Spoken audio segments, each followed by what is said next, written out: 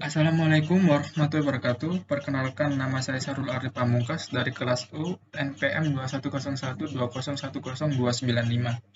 Di sini, saya akan menjelaskan 5 penerapan ekonomi di mata kuliah Matematika Bisnis. Yang pertama, surplus konsumen. Surplus konsumen atau CS adalah selisih antara jumlah maksimum yang rela dibayar konsumen dengan jumlah yang sebenarnya dibayar oleh konsumen.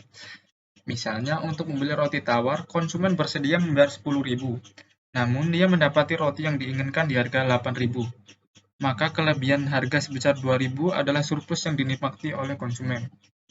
Ini merupakan grafik dari surplus konsumen. Surplus konsumen berada di bawah kurva permintaan, dan di atas harga real. Berarti di sini. Pmax merupakan harga maksimal, PR merupakan harga real, dan QR merupakan kuantitas real. Untuk mencari surplus konsumen, kita menggunakan rumus segitiga, yaitu setengah kali alas kali tinggi. Next. Contoh kasus. Jika diketahui fungsi permintaan dari sebuah produk adalah PD sama dengan 100 min 2Q, maka A hitunglah besar surplus konsumen dan gambarlah grafiknya. Jika harga pasar adalah 60 per unit, dan B jika harga pasar turun dari 60 menjadi 40 per unit, hitunglah surplus konsumen yang baru dan gambar grafik pada soal A. Pertama-tama kita mencari titik potong sumbu Q dengan memisalkan jika P sama dengan 0. P sama dengan 100 min 2Q, P-nya diganti 0 menjadi 0 sama dengan 100 min 2Q, kita pindah ruaskan 2Q sama dengan 100, Q sama dengan 100 dibagi 2, yaitu Q sama dengan 50. Selanjutnya titik potong sumbu P jika Q sama dengan 0. P sama dengan 100 min 2Q, Q-nya diganti 0 menjadi 100 min 2 kali 0, 100 dikurangi 0 menjadi P sama dengan 100. Harga pasarnya 60. Harga pasar 60, jadi kita masukkan rumus 60 sama dengan 100 min 2Q, kita pindah ruaskan.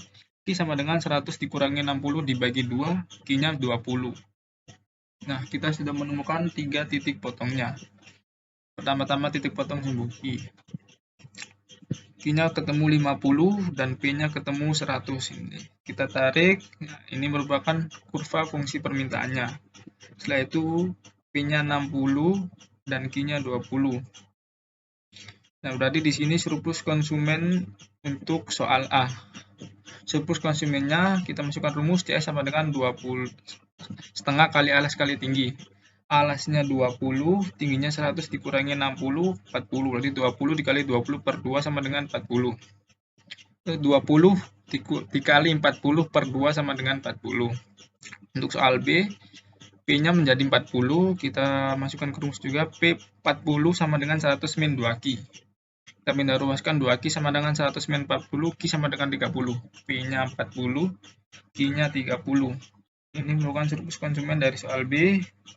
Kita masukkan rumus kembali, CS sama dengan setengah kali alas kali tinggi. Alasnya 30, tingginya 100 dikurangi 40.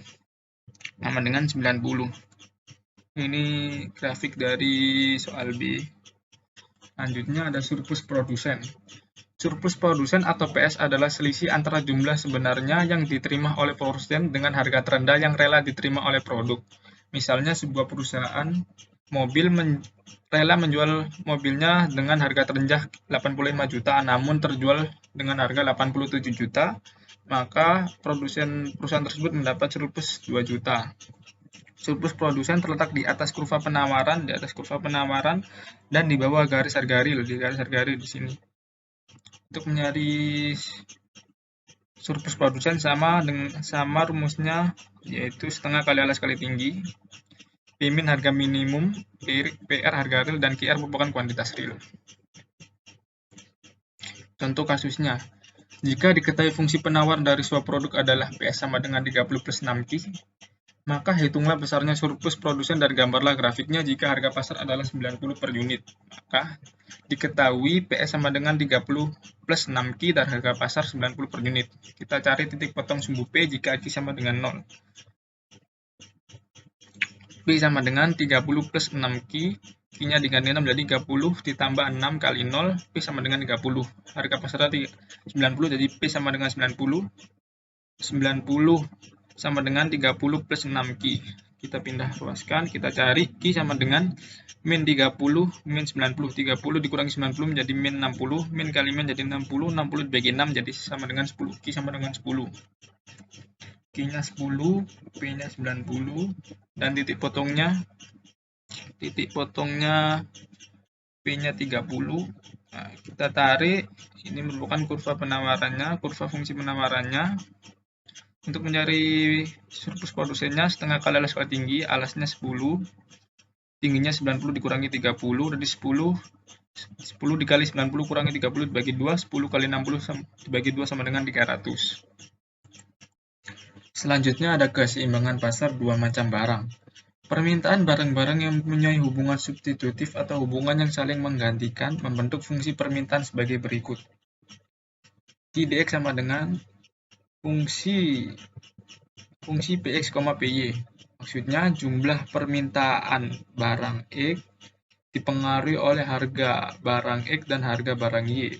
Q dy juga jumlah permintaan barang Y juga dipengaruhi oleh harga Y, harga barang X. Contoh kasusnya, diketahui fungsi permintaan dan fungsi penawaran dari dua macam produk yang mempunyai hubungan substitusi sebagai berikut. Q dx sama dengan 5 min 2 Px plus Py dan Q sx sama dengan min 5 plus Px min Py. Q dy sama dengan 6 plus Px min Py dan Q sy sama dengan min 4 min Px plus 3 Py. Carilah harga dan jumlah keseimbangan pasar. Pertama-tama, syarat keseimbangan pasar yaitu Q dx sama dengan Q se. Q dx-nya 5 min 2 Px plus Py sama dengan min 5 plus Px min Py. Kita kumpulkan P-nya di sebelah kiri dan konstantanya di sebelah kanan. Min 2 Px plus min 4P, 4Px-nya pindah ke kiri menjadi min 4Px plus Py, min 4Py min Py pindah menjadi positif, jadi Py sama dengan min 5, 5 pindah menjadi min 5. Min 6Px plus 2Py sama dengan min 10, 6Px min 2P sama dengan 10. Ini persamaan 1, kita simpan dulu. Selanjutnya, Q dy sama dengan Q sy. Q dy-nya 6 plus Px min Py sama dengan min 4 min Px plus 3 Py. Kita kumpulkan Px dan Py-nya di sebelah kiri dan konstantanya di sebelah kanan. Px plus Px ditambah min Px pindah menjadi Px plus Px min Py, 3Py-nya pindah menjadi min 3Py, jadi Px plus Px min Py min 3Py sama dengan min 4, 6 pindah ke kanan menjadi min 6, jadi min 4 dikurangi min 6. 2Px dikurangi min 4Py sama dengan min 10, min 2Px plus 4Py sama dengan 10. Ini persamaan keduanya. Dari persamaan 1 dan 2 kita eliminasikan. Caranya dengan menyamakan salah satu Px atau Py-nya. Kita atas kali 2, yang bawah kali 1, maka hasilnya 12 Px min 4 Py sama dengan 20, min 2 Px tambah 4 Py sama dengan 10. Kita jumlahkan 12 Px ditambah min 2 Px sama dengan 10 Px, min 4 Py ditambah 4 Py sama dengan 0, 20 ditambah 10 sama dengan 30. Px sama dengan 30 per 10. Px-nya sama dengan 3. Setelah diketahui nilai Px sama dengan 3, kita substitusikan ke persamaan 1 atau 2. 6Px di min 2P sama dengan 10. 6 dikali Px-nya 3, jadi 6 kali 3 dikurangi 2Py sama dengan 10. 6 kali 3, 18, min 2P sama dengan 10, min 2P sama dengan 10, ini pindah, jadi 10 dikurangi 18, hasilnya min 8. Py sama dengan min 8 dibagi min 2, hasilnya 4. Py sama dengan 4. Setelah diketahui Px sama dengan 3 dan P sama dengan 4, kita substitusikan dan kita peroleh Qx sama dengan min 5 min 2 Px plus Py. Min 5 dikurangi 2, Px-nya 3, min 2 kali 3 ditambah 4. Hasilnya Qx sama dengan 3, dan Qy sama dengan 6 plus Px min Py. Q-nya sama dengan 6 plus 3 min 4. Q-nya sama dengan 5, jadi nilai Qx sama dengan 3, Q sama dengan 5, Px sama dengan 3, dan P sama dengan 4. Fungsi permintaan dan penawaran. Fungsi permintaan rumusnya QD sama dengan A min BP atau PD sama dengan A min BQ. Ini merupakan grafik fungsi permintaan. Semakin tinggi harga suatu barang, maka akan semakin kecil pula permintaannya. QD-nya kuantitas permintaan, P harga, A-nya konstanta, B-nya gradien. Selanjutnya fungsi penawaran, rumusnya QS sama dengan min A plus BP, PS sama dengan atau PS sama dengan A plus BQ. Ini grafiknya, semakin tinggi harga suatu barang, maka semakin tinggi pula penawaran, fungsi penawaran, penawarannya. IS kuantitas permintaan, P sama dengan harga, A konstanta, B gradien. Keseimbangan pasar atau equilibrium. Keseimbangan pasar akan tercipta jika fungsi permintaan sama dengan fungsi penawaran. Sehingga equilibrium terjadi ketika titik potong fungsi permintaan bertemu dengan titik potong dari fungsi penawaran di sini. PE merupakan harga equilibrium dan Q merupakan kuantitas pada equilibrium. Contoh kasusnya, fungsi permintaan suatu barang ditunjukkan dengan persamaan QD sama dengan 10 min 2P dan fungsi penawarnya Q sama dengan min 2 plus 2P. Berapa harga dan kuantitas keseimbangan yang tercipta di masyarakat? Gambarlah grafik equilibrium. Pertama-tama, QD sama dengan QS. 10 QD-nya sudah diketahui dan QS-nya juga, kita tinggal masukin 10 min 2P sama dengan min 2 plus 2P. Kita pindah ruaskan, kita kumpulkan P-nya di sini dan konstan di sebelah kanan. Min 2P dikurangi 2P sama dengan min 2 dikurangi, ini pindah jadi min 10. Min 4P sama dengan min 12. P sama dengan 12 dibagi min 12 dibagi min 4 sama dengan 3. Setelah ketemu P sama dengan 3, kita substitusikan. Q sama dengan 10 min 2P, Q sama dengan 10 min 2 kali 3, Q sama dengan 4. Jadi equilibrium terjadi pada harga 3 dan kuantitas 4. Harga 3 dan kuantitasnya 4 di sini, Pak.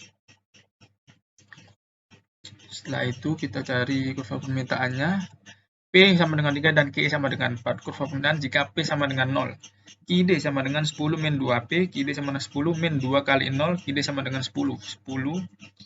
Sudah dapat 2 titik, kita tarik.